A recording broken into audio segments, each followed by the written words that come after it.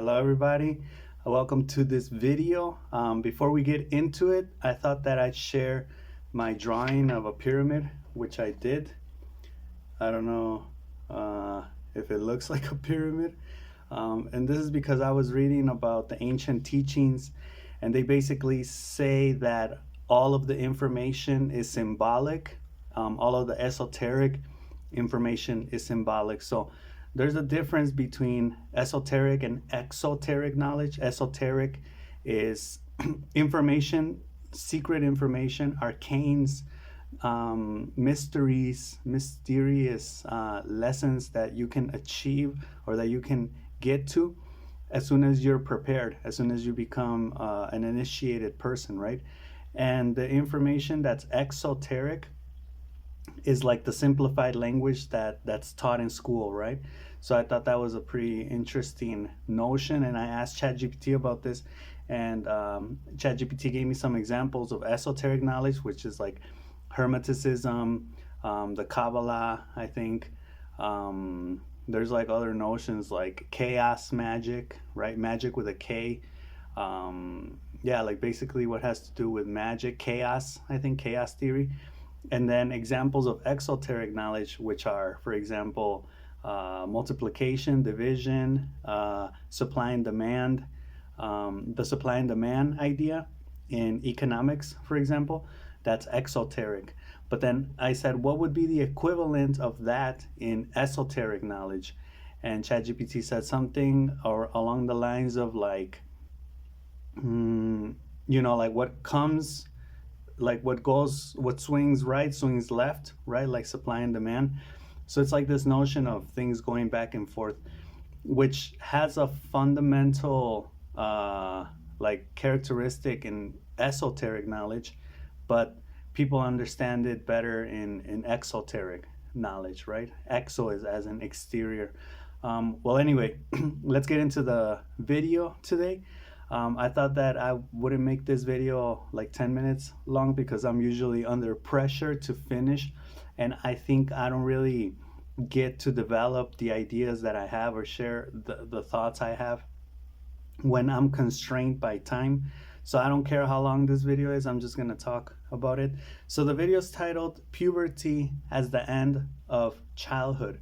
And you could read the title and say, well, that's pretty obvious. Obviously, puberty marks the end of childhood, right? Like you're born, you're a baby, then you're a child, which I think legally you're a child until you're 18, right? And then like legally you're a child and then you're an adult. But this is more on the term, right? Like exoterically speaking, there's only two stages, right? You're a child and then you're an adult. Esoterically, we could find a bunch of different, from Freud to Erickson, a bunch of different, from the Zodiac, a bunch of different like stages, right, in childhood and in adulthood. But here I want to separate it because I want to talk about puberty. We're going to separate it into three stages. We're going to talk about childhood, we're going to talk about puberty, and we're going to talk about adulthood, right? Now, this notion comes to mind because, you could say, well, yeah, puberty is the end of childhood. But then if I were to ask you as an adult, do you miss being a child? I think everybody would say yes, especially the generations that were born like after the 70s, 80s, right? I would think the people that got to experience for the first time ever, probably in human history, an actual childhood. Because as you know, before, children used to be treated as adults, right? Like there was no distinction really between children and adults. So in this case, you ask a person like, would you like to go back and be a child? And they would probably say yes, because it was a wonderful time. And not only because you were able to play and not worry about anything, or you weren't really stressed, you didn't have to work, but because of who you were, right?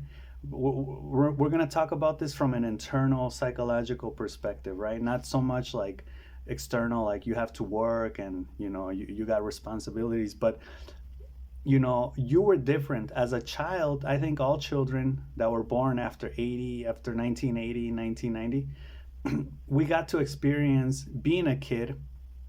And being a kid meant, being curious, being creative, being spontaneous, right? And I think just in general, kids are like that. They're innocent. They don't really, think about things, right? They're not worried about things, and they're also not bad. They're not. They don't act with bad intentions, right? They're genuinely nice people, right? They're genuinely little nice people. So um, you know, that state of mind is really hard to achieve in adulthood.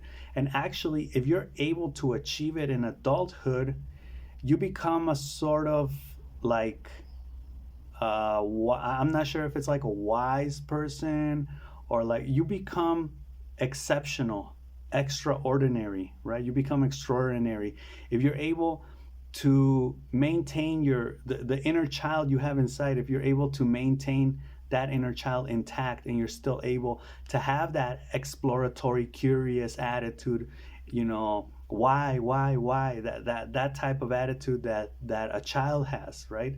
Which I think is fundamental as an adult as well, right?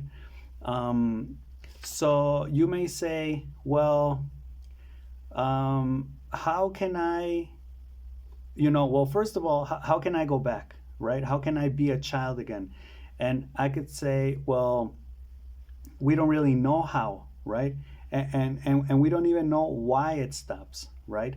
Um, but I'm going to give you an answer, which I think theoretically it may be due to the fact that we hit that puberty point, right? Now, these are the three basic stages which I'm going to be talking about.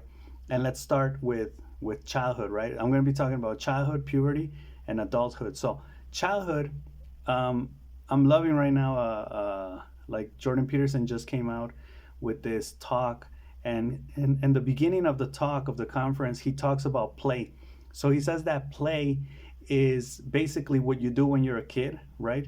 And play is supposed to be like this simulation that children do, that is not only fun and interesting, but that actually allows them to further develop their cognitive, social, psychological capacities and skills, right? Basically, and he says that there's a problem with kids nowadays that don't really like socialize, right? That don't really have that like that like, for example, among boys they don't wrestle, among girls they don't do like that clapping thing that they used to do like back in the day, because they're all like lost on their tablets or cell phones or whatever, right? Kids now have like tablets from the moment they're like little kids. So that is becoming a problem, and it's because we don't have access to play anymore. Play is necessary because it allows you, like I just mentioned, to access higher development, right? Which I think as an adult it's necessary. That's As an adult, I think we give these ideas different terminology, but it's still the same thing. He Jordan Peterson talks about like when a person goes to a concert, right? And he's watching, or they're in the concert, like listening to their favorite band play, and they're dancing, they're singing.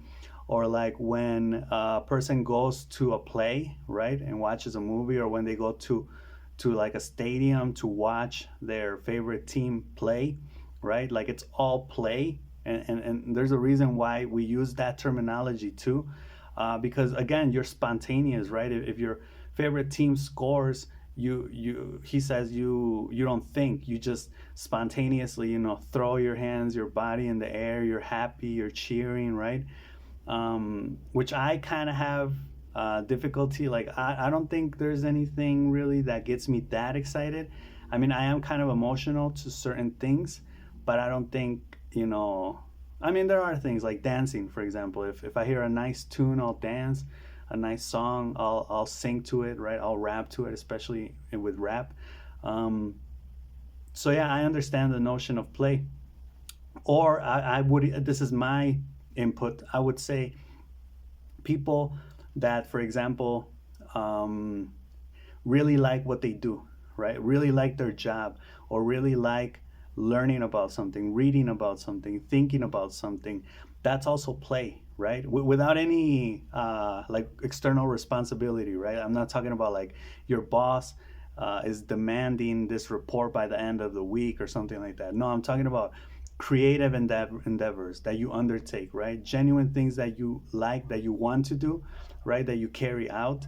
I'm talking about those type of things. So when you do those type of things, you're also playing, right?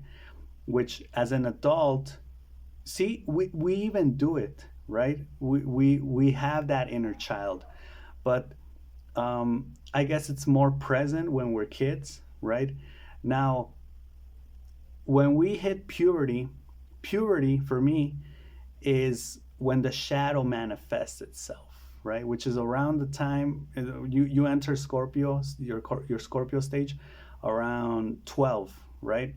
And according to Freud, that's when your like genitalia is inactive, and then it becomes active again right around puberty. So teenagers are wild. They're like and what Erickson says, for instance, is that they're trying to find themselves. They're trying to find their identity. They're trying to see who they are in this world, which I think is good. It's natural.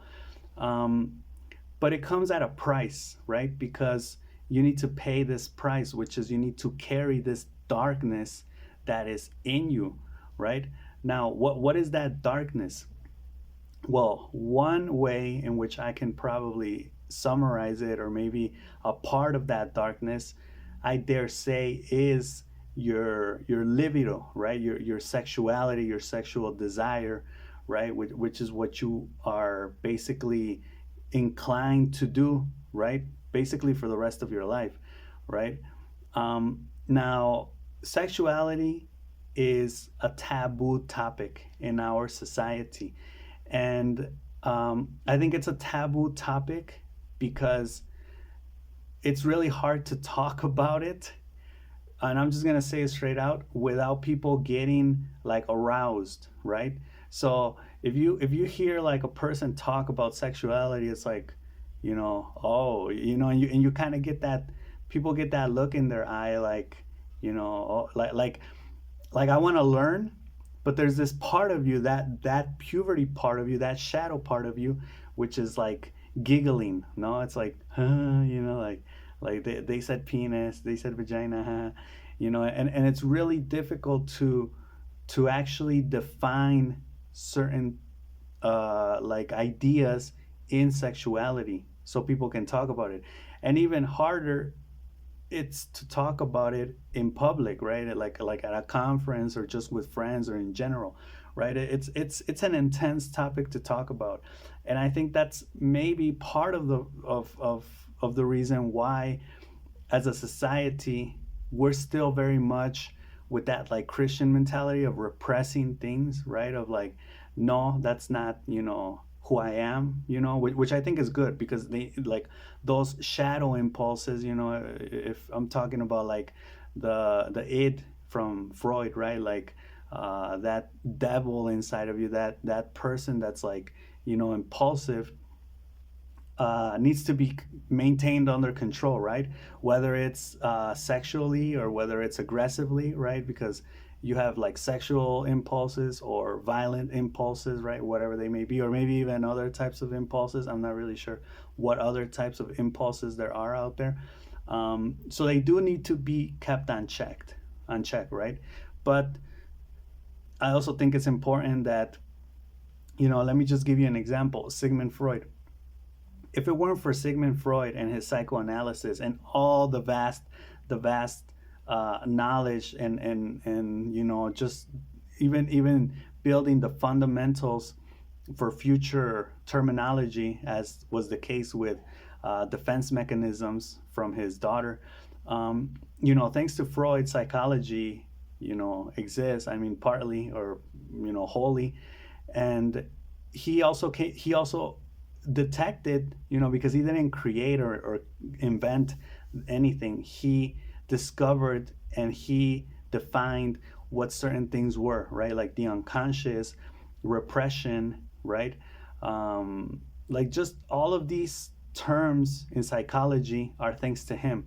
Where before, I mean, I'm trying, like, imagine, I don't know who would have come around and, like, maybe, I don't know who would have maybe given us these terms, right? But think about, like, us nowadays without basically being able to talk about, like, the unconscious or my repressed emotions, right?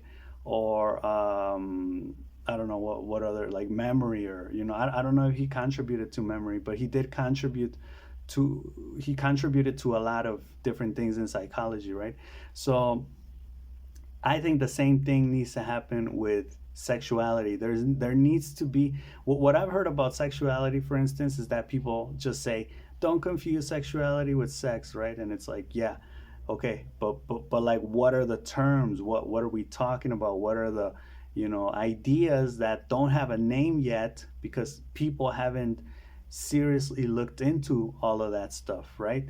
So basically what you need to do when you hit puberty is, like, repress everything, right? Because not only do you not know what you're talking about and what you're feeling and what you're going through, but other people don't know what the hell is going on with you either, right? Nobody knows because this hasn't been scientifically studied, developed. It hasn't been taken seriously, right? So sexuality is, like, still a big question mark in humanity, right? Like, I was thinking about, like, as a species, right? We I think other species, as soon as they're able to mate, they start mating, right?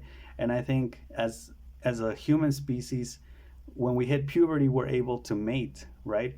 Um, Now, there's this idea too that there's a before and an after and an optimal point. Like, they say the optimal point, I guess, as humans to have kids is 20, like in your 20s. Because if you have kids, like, too young, right, even though you can, it's not good for you. And if you have them too late in life, right, like when you're 40 or 50, it's also not good, right? So there's this idea of, like, the optimal point, but I'm also thinking, like, are those, like, social constructs, or are those ideas that, you know, are part of nature? Because we like to think of ourselves as apart from nature, right? We kind of say, like, nature's over there, and we're over here, right? Like, we're separated. We have nothing to do with nature, because now we have houses, we have technology, we have artificial intelligence. We're headed towards transhumanism, right? But if you really think about it, if you're out there in the universe, and let's say people were to talk about, like, or other aliens or whatever, excuse me, were to talk about, like, hey, where does artificial intelligence come from in the universe? They'd be like, Earth, right? Or where does the idea of having, like, a house come from, or a living room, right? Like, just think about a living room. What the hell is that? Like, people before, I think they used to just have, like, one house, like, four walls literally, and everyone was just there, and maybe, like, close off a little area for the bathroom. But now you have, like, your rooms, your living room, right, your kitchen, your dining room, an extra room, right? Like, just whatever, which I think is great. But that's all, like, part of human intention, right? That's all part of what we as humanity have done on this planet. Now, if you dare say that all of that is not natural, I would I would dare you to think about that again, right? I would say, really, is that not, like, the most human thing? Are tools and resources and technology not the most natural thing, right? Like, that's where I go back to saying we like to think of ourselves as apart or separated from animals and nature, right? Like trees and grass and mountains and rivers. And we like to say, no, we're not a part of that because we've developed. But where have we developed? Where, thanks to what have we developed, right? Thanks to Earth, thanks to nature, right? We're a part of nature. Technology, if you grab a cell phone, and you try to contrast it with a tree, it's the same thing, right? They come from the same thing, right? A human and a tree and a cell phone and artificial intelligence are all the same thing. They're all part of nature, because artificial intelligence wasn't made in another planet, right? It was made here on Earth. It's part of the natural evolution, or whatever this is that we're doing on Earth, right? So I completely got off topic right now. Let me try to like. That's why I wanted to talk about this, because I had this idea. I have all these ideas, and if I'm just like, okay, I'm just gonna talk about this and then this, right?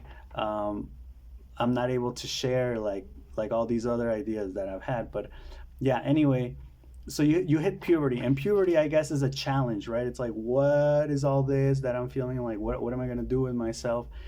And then you go through it. For some people it's horrible, for some people it's fun, right? Like personally, my I mean, like when I started puberty, personally, it was kind of a dark period. Like I didn't really know what was going on, like I had these like ideas and stuff, but nothing weird, just normal boy stuff, right?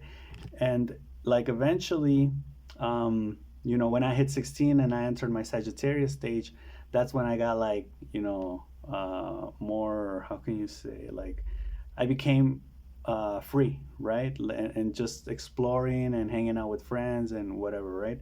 Doing what teenagers would do back in like 2006, 7, 8. And after that, I think the process, the human evolution process, ontological process, is basically adulthood. And adulthood is the struggle for integration of the shadow to your ego, right? To who you are. So what is the shadow? I think a shadow in part carries sexuality, right? Because a shadow, let's remember, it's is that part of you that's like repressed, that's hidden, that's like no, like just negative, and all the trash goes there, like your memory is there too. A lot of stuff is there. But I think sexuality is something that we don't talk about enough, that is not explored enough, that's not that we haven't learned about as a human species, right? Because I think about like, the primitives didn't have any types of norms, right? The moral norms or whatever. They would just do whatever they would want with their sexuality. And then when we, get to like religion kind of, has an order for that, and says, hey, like you can't go around just doing whatever you want, right? Like you can't kill people, you can't just, be doing sexual stuff. Like there has to be an order, right? Which I think is good. But then, people still do things, like I was watching this documentary. No, it was a documentary, yes, on Netflix. It's called Terrorism Close Calls, and it was about a woman in Palestine, and she was like the first woman suicide bomber in Palestine. I think she tried to cross into like the Jewish territory. I forget if it was like Gaza, the Gaza Strip, or something like that, or the West Bank. I think, yeah, the West Bank. I don't know. She tried to cross, and she wanted to like blow herself up in this area, right? And like they stopped her, and while they were like interrogating her, she blew herself up, and she killed like 2 or 3 or 4 like officers, and injured some people, and stuff like that, right? But then like they were like, what, why did she do it, right? Because the question was like, that's weird. Like normally the suicide bombers are male, not female, and like what was it about her that made her want to do that, right? So then I guess like they investigated that whole thing, and like it turns out that she was a person that had a Palestinian, a Hamas, I think, a Hamas husband. So she was supposed to be with this guy, but I guess she got with this other Hamas guy. So she like cheated on him with another guy. I don't remember if it was her fault or the other guy's fault, or but like she ends up cheating on the other guy. And I guess in that religion, when you do that, it's not the guy that is punished, it's the girl, right? So it's kind of like she has brought shame, so now she has to die, right? Basically, I think they stone like the women or whatever. So in this case, they're basically like, we can kill you, or you can just go and blow yourself up with a bomb, right? And she was like, okay. So they kind of like, they did the twist, and they presented it like that. They spinned it. Yeah, it was spinning, political spin, and then they just made it look like she was committed to the cause and wanted to do that act. Um, so there are rules like that, right, in relation to sexuality based on religion, right? Like Christianity, also you can't be unfaithful, right? Once you get married, right? If you get married legally, it's kind of different. But if you go to a church and you get married at a church, then you're supposed to be faithful to that person until the day you die, right? You explicitly say that. I think the father that's marrying the two of you explicitly asks you, right? And you explicitly have to say yes, right? Like until the day I die, in sickness and in health, etc. So I think that gives like the shadow a certain order, right?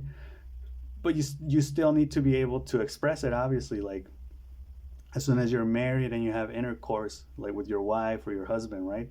And things like that.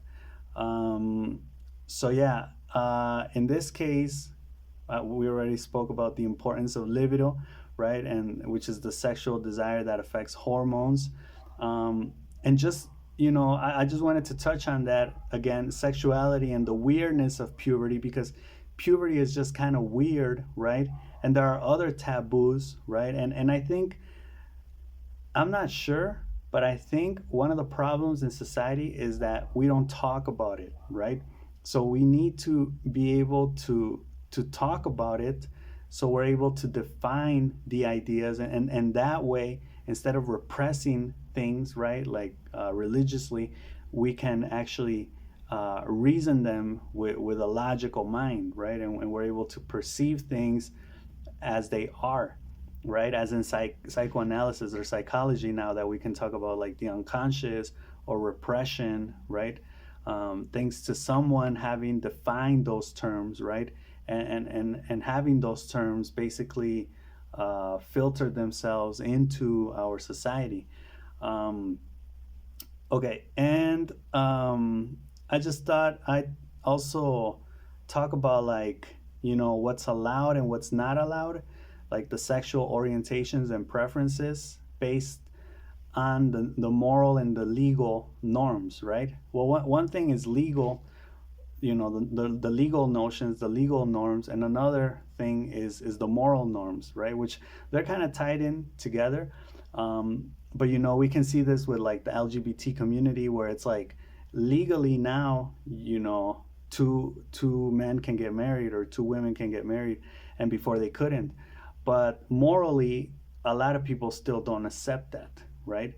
Or like the trans community, right, where they make the decision, because I've seen that there's this notion of like letting kids. I don't know if it's real or not, but I've seen in some news that they say, yeah, kids can decide, right, whether they want to be like, for example, if it's a girl, she can decide if she wants to take like testosterone, or if it's a boy, he can decide if he wants to take like estrogen, right? So they can kind of like start to do the body switch. And there's a whole debate about that, whether like a kid can decide or not. And it's just like, all of those things are kind of like, you know debatable. There's a lot of controversy behind that, and I think as a society, we're in very critical we're in a very critical period in history where a lot of these things are going to have to start getting solved. They're going to have to start getting defined. It's kind of like AI, right? Where people, or like the internet, where people don't really know what to make of the internet, don't really know what to make of social media, don't really know what to make of different sexual preferences, different sexual orientations, different ideologies, right? There's just so much, there are so many different ways of looking at life, right?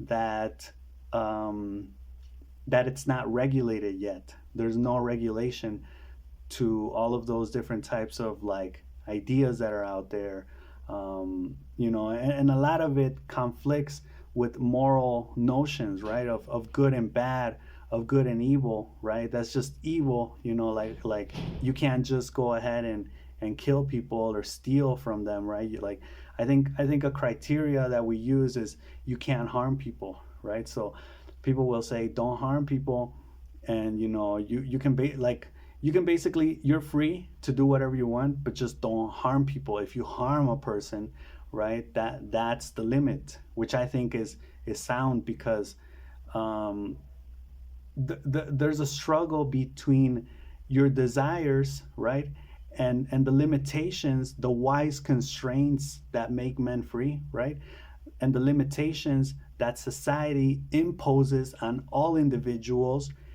not to control you, but in order to have harmony, social harmony, right?